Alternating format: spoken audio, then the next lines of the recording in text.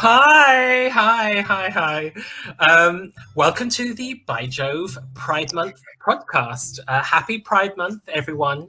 Happy Pride Month from By Jove. I hope you've had a wonderful June celebrating Pride Month. So we thought for Pride Month we would get some of the company members together to chat about all things queer, all things myth, their work, our work, and kind of just put something out there in the world for Pride. Well, I'm joined today, really excitedly, but some of the company members. My name is David Bullen. I'm the co-artistic director of By Jove Theatre Company. I'm joined by Nicole Savin, who's one of the associate directors of By Jove. Say hi, Nicole. Hello. And you're joining us all the way from Long Island, which is amazing. International By Jove Pride Month podcast. I'm also joined by James Potter, who's an artistic associate at the company. Hi. Hi, James. And you're in Cumbria, which is great. Yeah, I am. Here I am in sunny Cumbria. We've had thunderstorms for the last 3 days. And last night I had a bottle and a half of white wine and got really angry at Zeus and started shouting at him. It's just like, you don't scare me. I'm my own person. Amazing. And finally, we're joined by Rosa Wicker, who is a long-time By Jove collaborator. Hi, Rosa. Hello, it's good to be here. I'm from Buckinghamshire, which is where I'm at the moment with my parents. And last night I stayed up till 2 a.m. contemplating joining a religion. Maybe just any religion, whichever one. Just to flag up that By Jove Theatre Company, this is coming from By Jove. You can support By Jove's work regularly at patreon.com/byjove. The link is up there on the screen. And you can also give us a one-off donation if you enjoy this podcast. And that link will be in the description below. Let's kick off this discussion by talking about what Pride means to each of us. What does Pride Month mean to you? Nicole, do you want to go first? What does Pride Month mean to me? I guess Pride Month means to me, well, I'm from New York, so I think there is a very Stonewall-centric vibe to Pride Month here, at least. Like the Pride Parade concludes at Stonewall. And I think that really emphasizes the long history of LGBTQ Pride, and that it is not a new thing, that it's a centuries-old thing, and we have a long history and we should be proud of it. Well, Stonewall was a bar in the mid-century, 40s, 50s, 60s, that was paying police protection to operate as a gay bar. Gay bars were technically illegal and they could be raided by the police. And at one point, even though they were paying the protection, the police decided to raid them, and it ended up turning into a riot and basically started the modern day LGBTQ movement in New York, at least, because people were unimpressed with with it being illegal, with gay bars being illegal. My husband Tom and I, we went to Stonewall when we were in New York last year, and it was really wonderful to just be in a place that had such history, in relation to kind of our sexuality, and also the fact that it just is also just a gay bar, it's so, and it was so kind of, the bouncer patted us down and checked our ID. Patted you down? I don't know. I can't remember. I was quite drunk, but it was just like a normal experience. So it was this weird sort of thing of visiting this kind of hallowed space, but also it was just a functioning bar, and that was kind of cool. It's weird to think that, if the riots had happened in England, that Stonewall's the famous one, but it would be just weird to think that Two Brewers might be the name of the riots. Oh yeah, it's the Two Brewer riots. We'd have a charity now operating under the name Two Brewers, and it just seems so. It's what you're saying, David. It's just so strange to think that it seems so important to us now, but at the end of the day, it was just one gay bar that people said, actually, no, enough is enough, and started throwing things at the police. I think it's funny. It's a National Historic Site, but it's a bar. It's an operating bar. Rosa, what does Pride Month mean to you? I always feel like embarrassed to not be as engaged or knowledgeable about all of this like queer history, and I feel like for me, like, and it's kind of sad that Pride still comes with a slight like shadow and a background of like shame, really. And I think that because potentially like I realized that I was queer from like a super young age, and also I'm still working with and discovering my identity and like my gender and my sexuality and figuring out like what that really means and like my place in the world. I feel that I haven't been as good or at getting to grips with queer history and my queer like sort of backgrounds and my family and all of that kind of stuff as I should be, because it feels like I still have to overcome the hurdle of figuring out myself before I can appreciate what everyone else has achieved, like for me and for us. I don't know. I'm so pleased that we're entering a space as well, especially sort of online and internationally and amongst young people, where people can discuss so openly themselves. I was actually on TikTok this morning. I love going onto TikTok and watching like 15-year-old like queers, like sapphic women and stuff, like coming out to their families and discussing being gay. Like it like fills me with sunshine, because I have no like recollection that I was anywhere near that point when I was that age. So I really love, I'm learning from young people, and that feels like it's very positive. I was on that a kind of similar note of seeing queer representation. I remember being at the Globe, Shakespeare's Globe, watching Emma Rice's production of A Midsummer Night's Dream, a play I've seen like 24 times before, and I never really kind of fully understood. But in Emma Rice's production with Tanaka Gupta was the dramaturg, she had kind of worked in one of the lovers being not just sort of notionally a man, like played by a man, and they kind of swapped it over, but like they had worked it so that one of the lover pairs was a same-sex relationship. Helena became Helenus.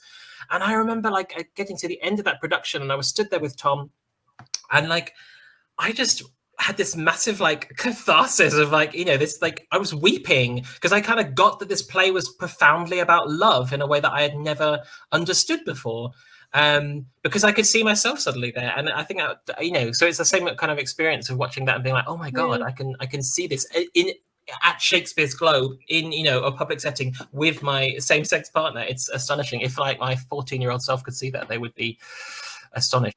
Yeah, I feel like there's a real genuine joy like in that, and in the kind of period drama thing, and in Shakespeare, in seeing like old like plays that we all know readapted to kind of incorporate like queer couples. And there's something really precious about that I feel doesn't hit the same in new work and new writing and like new sort of like gay shows. James, I was going to ask you what is Pride for you? What does that mean to you? I was asked this question at work the other day, and my answer to them is probably going to be slightly different to the answer I'd give now, because I feel like my definition of pride changes with how I'm feeling that day and who asks me. If I talk to like a queer person, if you were like, James, what does pride mean to you? You're my best friend. I'd be like, David, my idea of pride is pride as in like fuck off. As in like, I feel no shame about my sexuality. I feel no shame about who I am. And in June, I feel like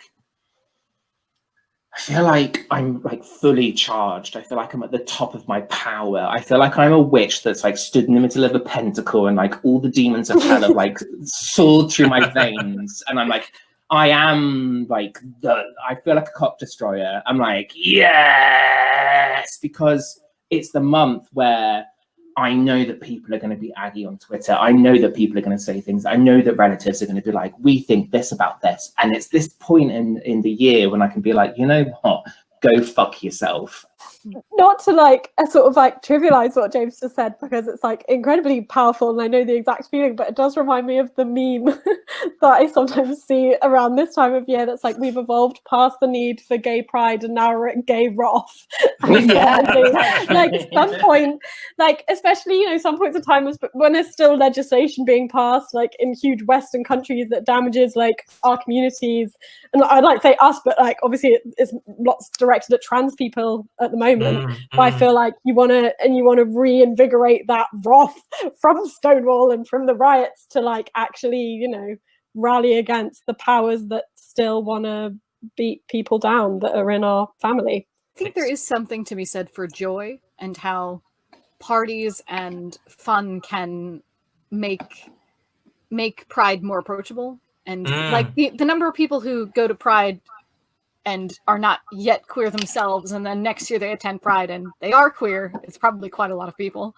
So I think there's something to be said for joy that makes people more open to new ideas. So I was going to ask each of you individually, if you would be willing to talk to us a little bit about how your work, broadly defined, however you want to define your work, the kind of stuff you do in the world, intersects with queer identity, LGBTQI plus identity.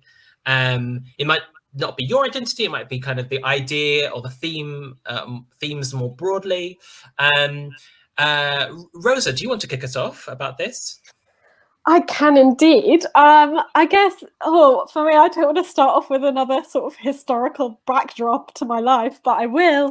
Is that I feel like this might resonate for everyone, though, in that the reason why I wanted to get involved with theatre from a young age was because it was such a safe place to be queer and be open and be not even necessarily queer, because back then, or not that long ago, but 10 years ago, 15 years ago, we weren't even ready to kind of share that kind of language.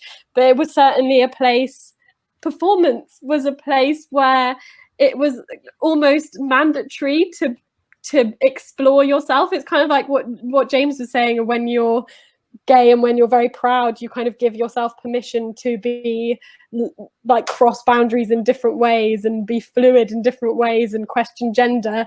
And I feel like it's a little bit like that the other way around when you're young and you're drawn to things that kind of push boundaries and question gender before you've even found the language for that. So yeah, basically I was drawn to theatre through a shared need to perform and to experiment with my body and myself and how I present to the outside world, but in a space that felt safe to do that, because the whole point was to put on a version of yourself that might not be you, but maybe it is a little bit for other people. And that's, yeah, I don't know, I can get in how that sort of fed into my future work, but that's definitely the nexus and the starting point of how that all kicked off. And James, is that connected as someone else? I mean, I know both Nicole and James, you're also performers, but I'm just thinking, James, I know you and I have had lots of discussions before about how, you know, exactly in the line of Rosa's point there. Do you feel that same way? That performing enables you to kind of engage and explore identities in those kind of ways? I think it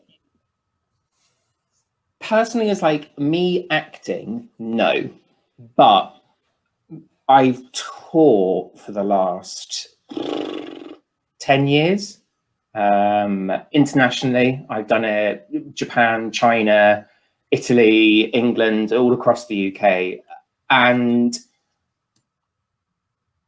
doing drama with kids aged like, I don't even say kids because I have done actually all ages, doing drama with people from like them not being old enough to like stand up to them being so old that they need to sit down, playing with them and giving them the access to communicate freely and letting people kind of experiment and play, and it's delightful to kind of see like kids, but then also middle-aged mums kind of say something and then look at me in total panic and be like, was that the right thing? And I'm like, this is an okay space. Like, you can say what you want to say. Like, just say it. You're playing. It's not you. Like, play. Nicole, do you want to tell us about, your work and how that might intersect? I do feel that queerness is a central tenet of my theater practice as well as my theater going. I try to make it a point. I very rarely go to see anything that is not in some way queer or intersectional feminism, or in terms of what I go to see, I really am trying to see things that are a bit more out there. But in my theater practice, I perform and direct. Not everybody knows me. I shouldn't assume everybody who listens to this knows who I am. But in terms of directing, I specifically choose pieces that are in some way queered, I would say. In 2018, I directed a play called God of Vengeance, which is a 1906 Yiddish play that features a very famous lesbian scene. The plot is a lesbian plot, I would say. So I guess I did choose that. I chose the show because of it. And then even things that are less obviously queer, I did Brian E. Lavery's adaptation of Treasure Island, which features a Jim who is a girl. And in my production, at least, Jim was played by a non-binary actor. And so I think there are two levels of queerness here: how you, with the show itself, the play itself, and then how you produce that play. So I try to achieve queerness on all levels when I create work, really. Max queerness. By Jove is a feminist theatre company. We do a lot of queer work, but feminism has been a part of our mission from the beginning. I think of myself as a feminist ally, and that's that. As much as I have been engaged in my life, in my career, in my work, with kind of queer politics, I've also tried to be engaged and support feminist politics as well. And for me, those two things don't conflict, and maybe that's a product of the fact that I'm a man, and so acting as a kind of feminist ally rather than perhaps a woman who is enacting feminism themselves. But I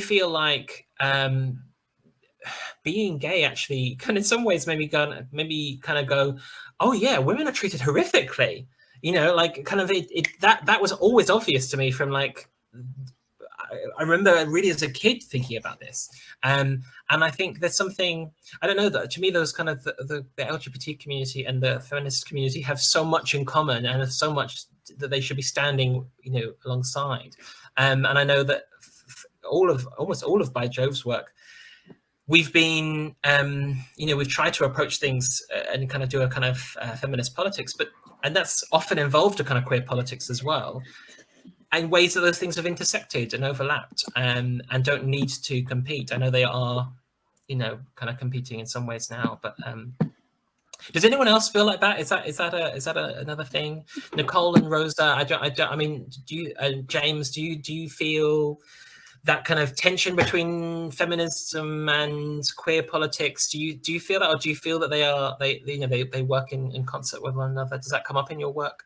But I guess I tend to focus on more women-focused queer stories. So I'm probably in some contexts they do compete. They're like, for example, The Inheritance that just played had one woman in it, which is not my personal experience of queerness.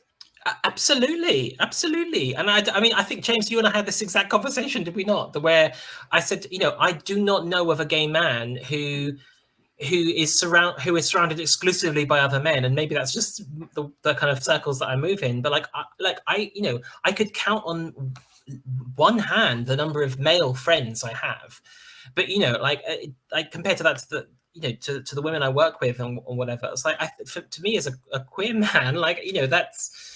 Like, women are like part of my life in such an amazing way, and it astonishes me that something like Inheritance presented that, with one female character. She was only in part 2, right? Yeah, right.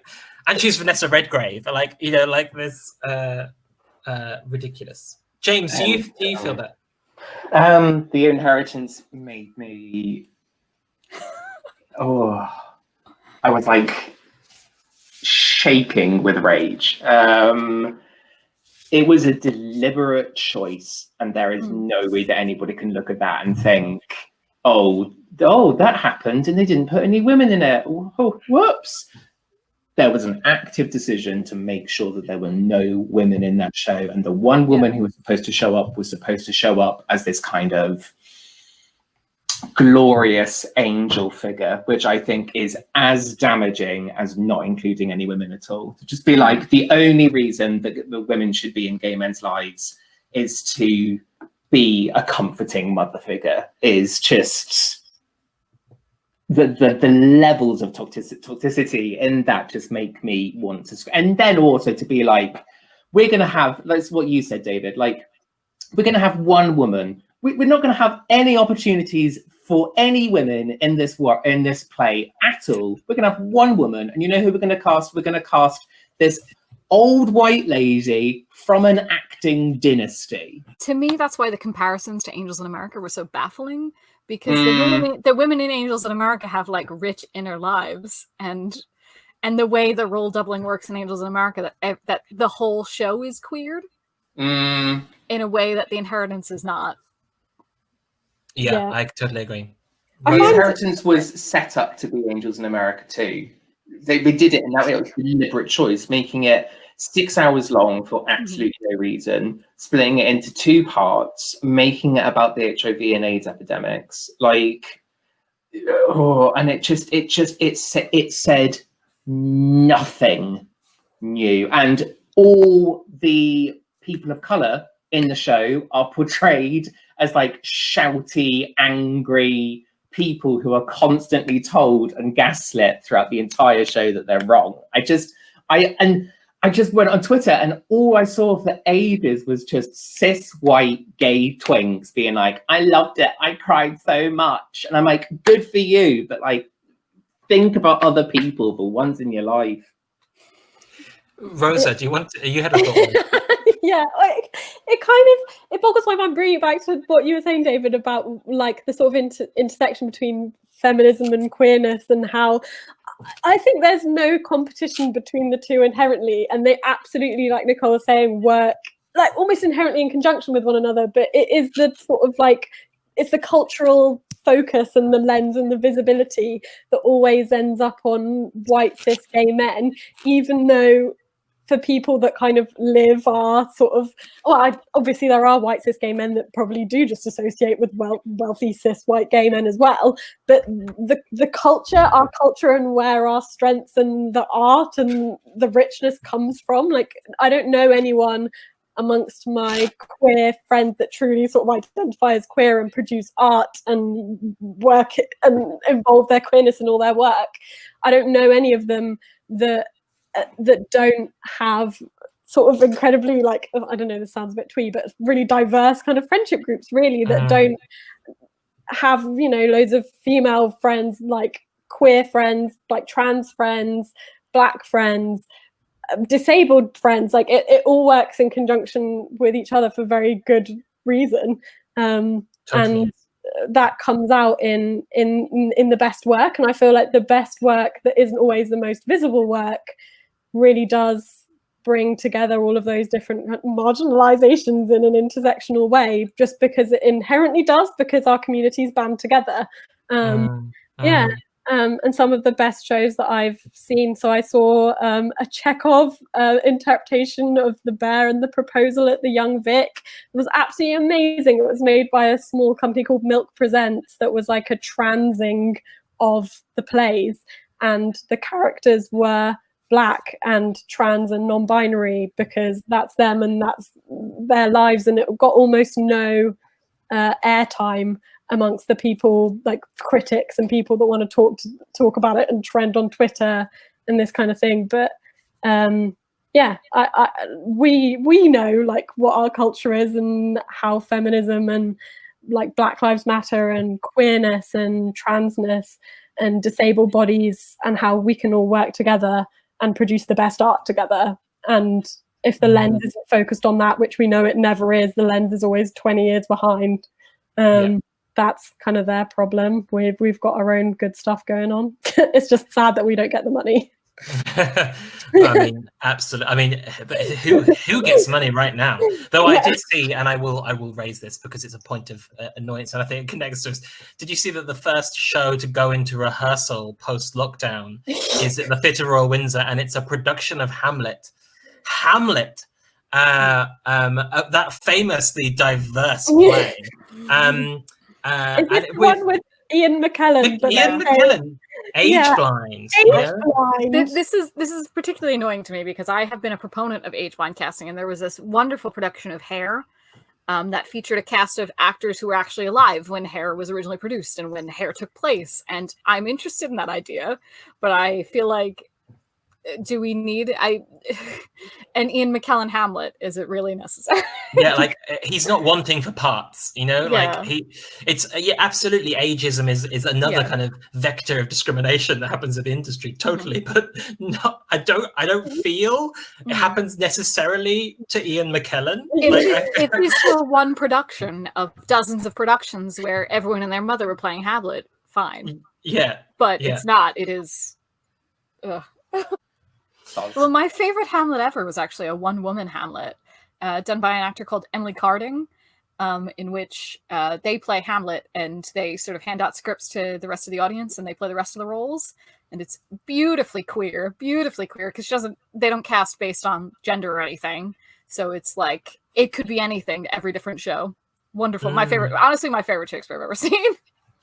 And it's funny about Hamlet, isn't it? That at the turn of the century and in the 19th century and early 20th, and I mean, scholars who, if anyone's listening to this, who know more about this period will be screaming at me, I'm sure. But like, you know, before the mid 20th century, you know, Hamlet was a role that was frequently played by women.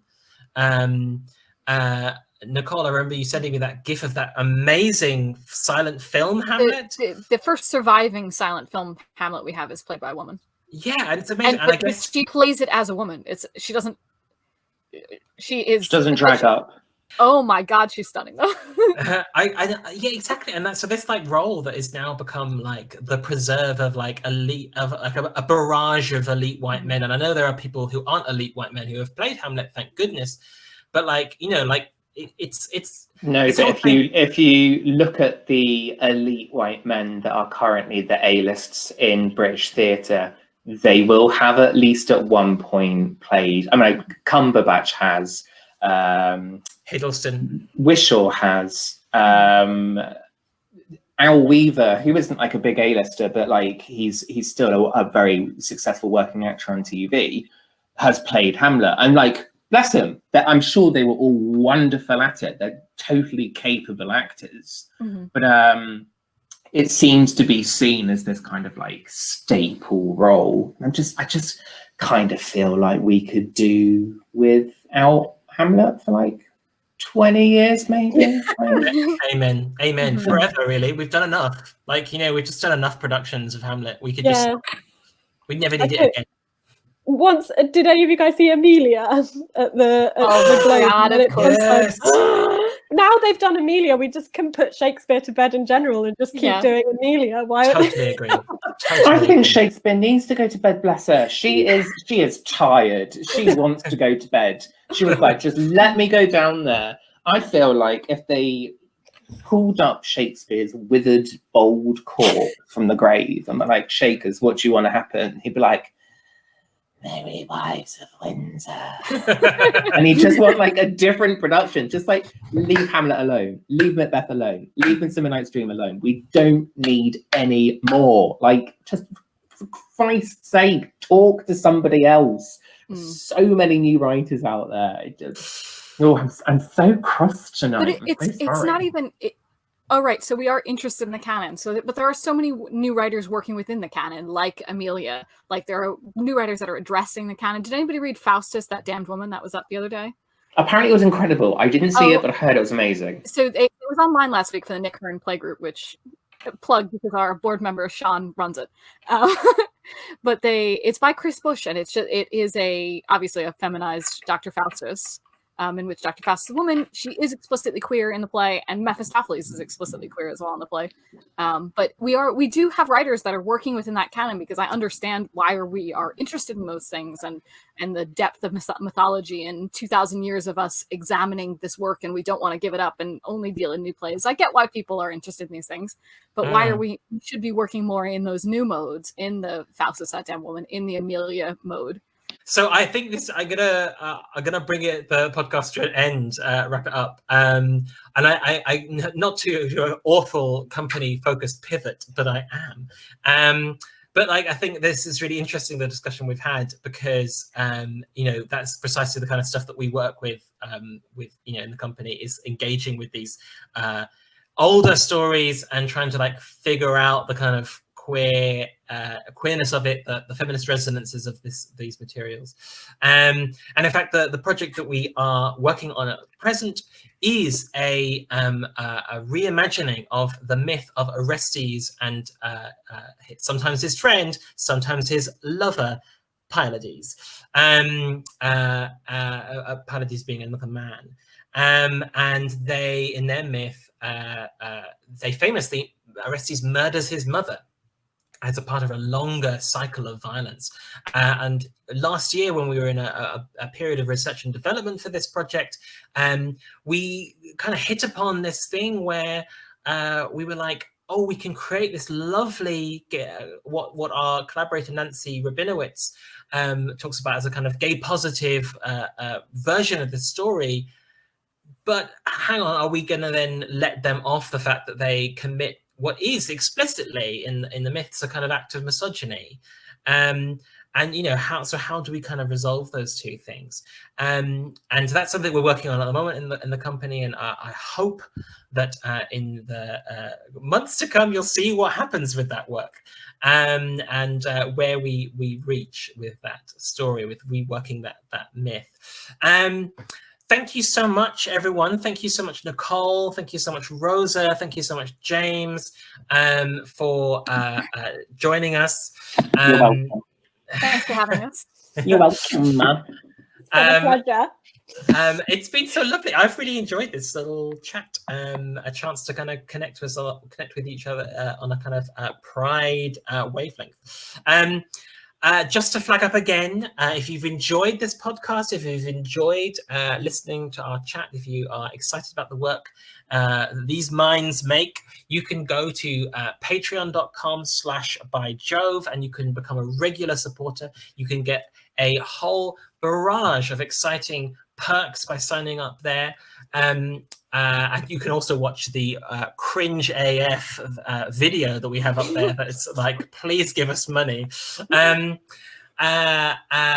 And then you could also give us a one-off donation if you want via PayPal, if you just want to chuck us a tenner or a £5 or £2, whatever really you want. There, David. Really well, I feel like if you aim high, and then people like give you whatever. But yeah, at the moment, all of theatre is really struggling, and we really rely on and to depend on private donations via Patreon and PayPal to kind of make our work happen. We actually just staged a show, Medea, which you can also see on YouTube, a kind of lockdown version of it. We staged it and we paid all of the actors and the director, Rosa, which was one, and was astonishing, by the way. We paid everyone via the kind of the money we had accrued, thanks to our private donors. So please, if you want to support our work and see us do more things, please do consider donating. Every penny counts. Thank you so much, everyone.